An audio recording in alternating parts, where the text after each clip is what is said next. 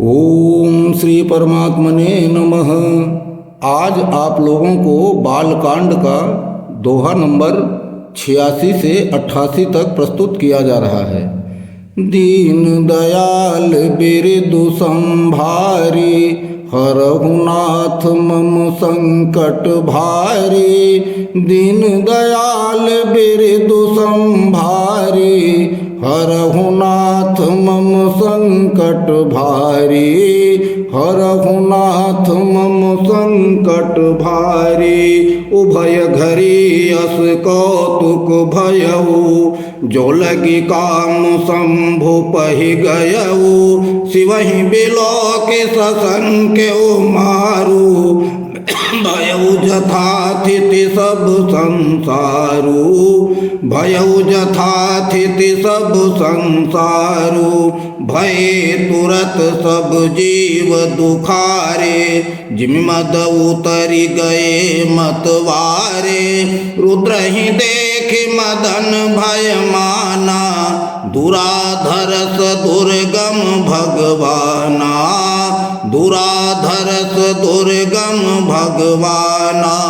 फिरत लाज कछु करि नहीं जाई, मरण उठानि मन रचसि उपाई। प्रगटे से तुरत रुचि रुचिर ऋतु राजा, कुसुमित नव तरु राज विराजा। कुसुमित नव तरु राज विराजा। बन उपवन बापिका तड़ागा, परम सुभग सब दिशा विभागा। जह तह जन्म गत अनुरागा, देखी मुएहु मन मन सिज जागा। देखी मुएहु मन मन सिज जागा। जागई मनोभव मुएहु मन बन, सुभगतान पर कही। शीतल सुगंध सुमंद मारुत, मदन यनल सखा सही। मदन यनल सखा सही। बिकसे सरनि बहु कंज गुंजत, पुंज मंजुल मधुकरा। कलहंस पिक सुख सरस रव, करि गान नाचहि अपुछरा। करि गान नाचहि अपुछरा। दीन दयाल बिरदु संभारी, हरहु नाथ मम संकट भारी। दीन दयाल बिरदु संभारी, हरहु नाथ मम संकट भारी। हरहु नाथ मम संकट भारी। सकल कला करि कोटि विधि, हरिउ सेन समेत। चली नय चल समाधि शिव, कोपेउ हृदय निकेत। कोपेउ हृदय निकेत। दीन दयाल बिरदु संभारी, हरहु नाथ मम संकट भारी। दीन दयाल बिरदु संभारी, हरहु नाथ मम संकट भारी। हरहु नाथ मम संकट भारी। देखी रसाल बिटप बरसाखा, तहि पर चढ़ेउ मदन मन माखा। सुमन चाप निज सर संघाने, अतरि सीता की श्रवण लगिताने। अतरि सीता की श्रवण लगिताने।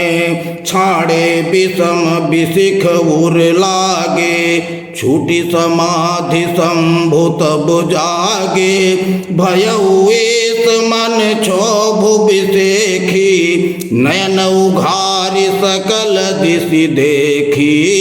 नयन उघारि सकल दिशि देखी। सौरभ पल्लव मदनु बिलोका, भयउ कोपु कंपेउ त्रयलोका। तब शिव तेसर नयन उघारा, चितवत काम भयउ जरि छारा, चितवत काम भयउ जरि छारा। हाहाकार भयउ जग भारी, डर पे सुर भय असुर सुखारी। समुझ काम सुख सोचहि भोगी, भय अकंटक साधक जोगी, भय अकंटक साधक जोगी। जोगी अकंटक भय पति गति, सुनत रति मूर्छित भई। रोदति बदति बहु भांति करुणा, करति शंकर पहि गई, करति शंकर पहि गई। अति प्रेम करि बिनती विविध विधि, जोरी कर सन्मुख रही। प्रभु आशुतोष कृपाल शिव, अबला निरखी बोले सही, अबला निरखी बोले सही। दीन दयाल बिरदु संभारी, हरहु नाथ मम संकट भारी। दीन दयाल बिरदु संभारी, हरहु नाथ मम संकट भारी, हरहु नाथ मम संकट भारी। अब ते रति तब नाथ कर, हुई है नाम अनंगो। बिनु बपि व्यापि सब ही पुनि, सुन निज मिलन प्रसंगो। दीन दयाल बिरदु संभारी, हरहु नाथ मम संकट भारी। दीन दयाल बिरदु संभारी, हरहु नाथ मम संकट भारी, हरहु नाथ मम संकट भारी। जब जदुवंश कृष्ण अवतारा, हुई है हरन महामहि भारा। कृष्ण तनय हुई है पति तोरा, बचनु अन्यथा होई न मोरा, बचनु अन्यथा होई न मोरा। रति गवनी सुनि शंकर बानी, कथाय पर अब कहूँ बखानी। देवन समाचार सब पाए, ब्रह्मादिक बैकुंठ सिधाए, ब्रह्मादिक बैकुंठ सिधाए। सब सुर विष्णु बिरंचि समेता, गए जहाँ शिव कृपा निकेता। पृथक पृथक तिन कीन्हि प्रशंसा, भय प्रसन्न चंद्र यवतंसा, भय प्रसन्न चंद्र यवतंसा। बोले कृपा सिंधु वृष केतु, कहु अमर आई कहीं हेतु। कह विधि तुम प्रभु अंतर्जामी, तदपि भगति बस बिनवहु स्वामी, तदपि भगति बस बिनवहु स्वामी। दीन दयाल बिरदु संभारी, हरहु नाथ मम संकट भारी। दीन दयाल बिरदु संभारी, हरहु नाथ मम संकट भारी, हरहु नाथ मम संकट भारी। सकल सुरन के हृदय यस, शंकर परम उछाहु। निज नयन देखा चहि, नाथ तुम्हार विबाहो, नाथ तुम्हार विबाहो। दीन दयाल बिरदु संभारी, हरहु नाथ मम संकट भारी। दीन दयाल बिरदु संभारी, हरहु नाथ मम संकट भारी, हरहु नाथ मम संकट भारी। बोले सियावर रामचंद्र की जय। बोले बोलिए सियावर रामचंद्र की जय, पवन सुत हनुमान की जय। मैंने आपको पिछले भाग में जो सुनाया था वो थोड़ा सा आगे बढ़ेगा। हुआ यह कि गोस्वामी जी कहते हैं कि क्षण भर के लिए तो तमाशा वैसे ही चलता रहा जैसे चल रहा था, और कामदेव जो है शिव जी के पास पहुंच गए, और शिव जी को जब देखा तो डर गया।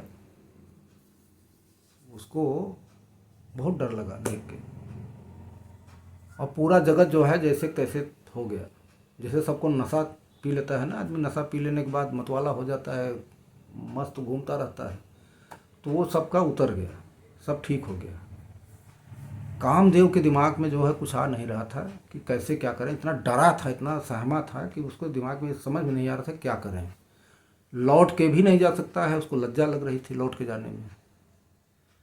तो उसको एक तरकीब सूझी। वो क्या सूझी कि जो है वो बसंत ऋतुराज को प्रसन्न किया, उनको प्रकट किया। और प्रकट करने के बाद में बसंत ऋतुराज जब प्रकट हुए तो सारे वातावरण में जो है खुशियाँ खुशियाँ छा गई। सब चारों तरफ जो है लता बेल पेड़ पौधे जितने भी थे सब खुश, सब में फूल फल सब लग गए। चारों तरफ खुशियाँ, सुगंधित हवाएं बहने लगीं, अप्सराएं गा गा के नाचने लगीं, तोते कोयल जो है अपनी अपनी बोली बोलने लगे। सब प्रसन्नता का कोई वो नहीं था।